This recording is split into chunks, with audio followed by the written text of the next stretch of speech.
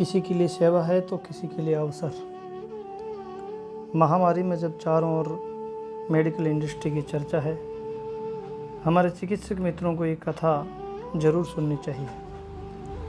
Doctor Vasu और doctor वीणा नव दंपति गुजरात के एक शहर में रहते हैं। जब भी 2-3 दिन का अवकाश मिलता है, वे छोटी यात्रा पर जाते हैं। आज उनका इंदौर उज्जैन जाने का विचार है। विवाह हुए 2 साल हो गए, संतान कोई थी नहीं, इसलिए यात्रा में जाते रहते थे। विवाह के बाद दोनों ने बैंक से लोन लेकर अपना निजी अस्पताल बनाया। वीणा स्त्री रोग विशेषज्ञ थी और वासु डॉक्टर ऑफ मेडिसिन। दोनों की कुशलता के कारण अस्पताल अच्छा चल निकला। यात्रा पर रवाना हुए, बारिश होने लगी। मध्य प्रदेश की सीमा से 40 किलोमीटर पहले एक छोटा शहर पार करने में समय लग गया। कीचड़ और भारी यातायात में बड़ी कठिनाई से दोनों ने रास्ता पार किया। भोजन तो मध्य प्रदेश में जाकर ही करने का विचार था, परंतु चाय पीने की इच्छा हो गई। उस छोटे शहर में 5 किलोमीटर आगे निकले, सड़क के किनारे एक छोटा सा मकान दिखाई दिया, जिसके आगे वेफर्स के पैकेट लटक रहे थे। गाड़ी रोक दुकान पर गए, कोई नहीं था। आवाज़ लगाई, अंदर से एक महिला निकल कर आई। उसने पूछा, क्या चाहिए भाई? वासु ने 2 वेफर्स के पैकेट लिए और कहा, बहन 2 कप चाय बना देना, थोड़ा जल्दी करना, हमको दूर जाना है। पैकेट ख़त्म हो गए, पर अभी तक चाय नहीं आई। दोनों दुकान में रखी कुर्सियों पर बैठ गए। वासु ने फिर आवाज़ लगाई। महिला अंदर से आई, बोली, भाई बाड़े में तुलसी लेने गई थी, तुलसी के पत्ते लाने में थोड़ी देर हो गई, चाय बन रही है। थोड़ी देर बाद 2 पुराने कप में गर्मा गर्म चाय लाई गई। पुराने साधारण कप देखकर वासु एकदम अपसेट हो गए। कुछ बोलना चाहते थे, परंतु वीणा बेन ने हाथ पकड़कर उनको रोक दिया। चाय में से अदरक और तुलसी की सुगंध निकल रही थी। ऐसी स्वादिष्ट चाय और सुगंधित चाय जीवन में पहली बार पी थी। कितने पैसे हुए बहन? 20 रुपये। वासु ने कहा कि हमने तो वेपर्स के पैकेट भी लिए हैं। महिला बोली, ये पैसे उसी के हैं। अरे चाय के पैसे क्यों नहीं लिए? हम चाय नहीं बेचते साहब, ये होटल नहीं है। तो फिर आपने चाय क्यों बनाई? अतिथि आए हैं, आपने चाय मांगी। हालांकि हमारे पास दूध कम था, बच्चे के लिए दूध रखा था, परंतु आपको मना कैसे करते? तो फिर बच्चे को क्या पिलाओगे? एक दिन बिना दूध के चल जाएगा साहब।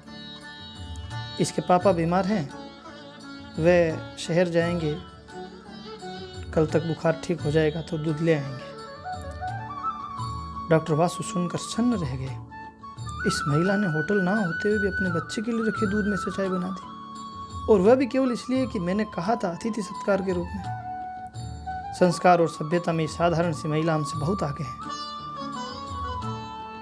उन्होंने कहा, हम दोनों डॉक्टर हैं, आपके पति कहाँ हैं बताएं। महिला उनको भीतर ले गई। अंदर गरीबी पसरी हुई थी। एक खटिया पर एक सज्जन सोए हुए थे, बहुत दुबले पतले थे। वासु ने जाकर उनका मस्तक संभाला। माथा और हाथ गर्म हो रहे थे और कांप रहे थे। वासु ने अपनी गाड़ी से दवाई का बैग लेकर उसमें से 2-3 टैबलेट खिलाई। फिर कहा, इन गोलियों से रोग ठीक नहीं होगा, मैं पीछे शहर जाकर कुछ इंजेक्शन और दवाएं ले आता हूँ। वीणा बोन को उन्होंने मरीज के पास बैठने का कहा। वे गए। आधे घंटे में दवाई के साथ दूध की थैलियाँ भी लेकर आए।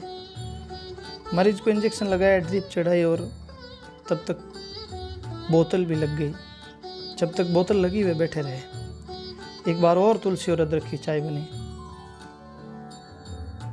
जब मरीज 2 घंटे में थोड़े ठीक हुए, तभी वे दोनों आगे बढ़े। 3 दिन इंदौर उज्जैन में रहकर जब लौटे तो उनके बच्चे के लिए बहुत सारे खिलौने और दूध की थैली आदि लेकर आए। वापस उस दुकान के सामने रुके, महिला को आवाज़ लगाई तो दोनों बाहर निकले।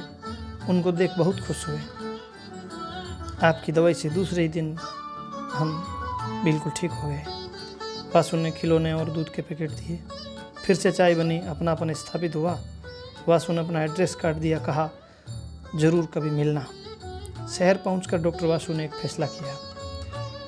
अपने अस्पताल के रिसेप्शन पर बैठे व्यक्ति से कहा, अब आगे से जो भी मरीज आए, आप केवल उनका नाम लिखेंगे, फीस मैं खुद ले लूँगा। और वे गरीब मरीजों से फीस नहीं लेते, संपन्न मरीज देखते तो उनसे ही केवल फीस लेते।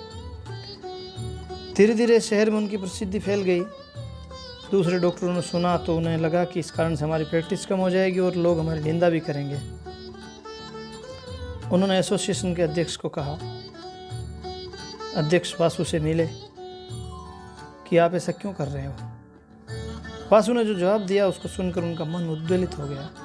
मैं मेरे जीवन में हर परीक्षा में मेरिट में पहली पोजीशन पर आता रहा, MBBS में भी, MD में भी गोल्ड मेडलिस्ट बना, परंतु सभ्यता, संस्कार और अतिथि सेवा में वह गांव की महिला जो बहुत गरीब है वह मुझसे बहुत आगे निकल गई। तो मैं पीछे नहीं रहना चाहता, इसलिए मैं अतिथि सेवा में भी, मानव सेवा में भी गोल्ड मेडलिस्ट बनना चाहता हूँ। इसलिए मैंने ये सेवा प्रारंभ की है।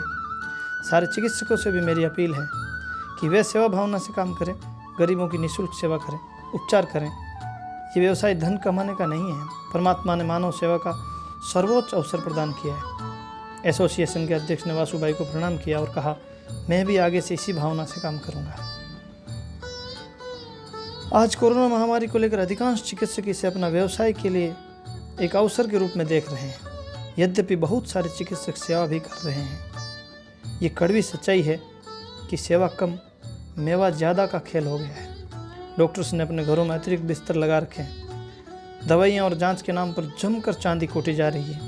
यह जानते हुए भी कि CT स्कैन आगे जाकर कैंसर का कारण बनता है, तो भी अंधाधुंध CT स्कैन किया जा रहा है। डॉक्टर वासु और वीणा की कहानी बहुत कुछ कहती है।